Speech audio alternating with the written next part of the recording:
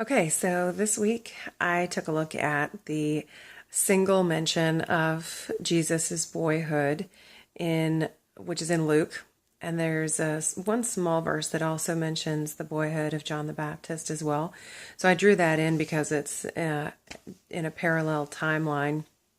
So as I was looking at it, one of the things that has always struck me about this passage is that Jesus disappeared for 3 days, and when his parents finally found him, he says to them, "Oh, well, I figured you knew where I would be." And it's so hard for me to reconcile my idea of a 12-year-old with this sinless person who could not possibly have been purposely deceiving his parents. But any 12-year-old I know who disappears for 3 days knows that they did it. They know better. And so I have to tell you, if my child disappeared for 3 days, they would get spanked. Okay, you ain't too big. So I just imagine Mary and Joseph being in a position of not ever maybe having had to discipline Jesus before, and then they have this huge scare, and he's honestly like, "I figured you knew where I would be." But backing up just a little bit, Jesus was 12, and the importance of that is that is in the Jewish culture when a boy becomes a man who is required to appear in the temple 3 times a year.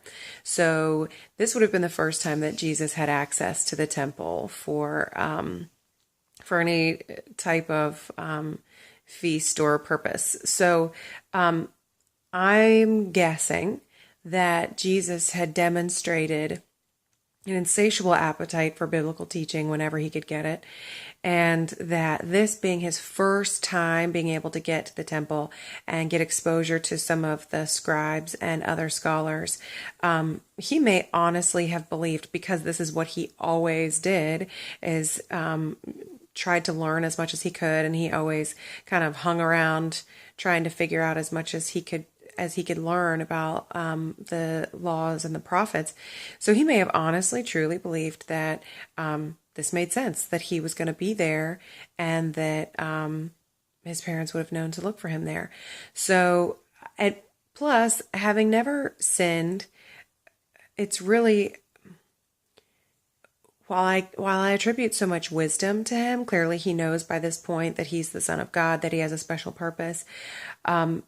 Luke mentions twice that Jesus continued to mature. And I think that that's an important idea, that he started out as a baby human being and had to learn just like anyone else.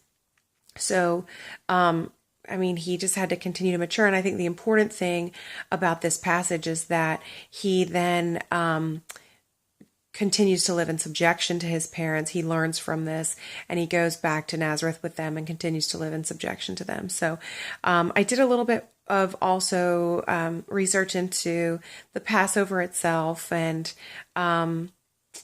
there's more obviously than what I'm mentioning here in the video, but take a look and see what you think. That was just my main takeaway from today.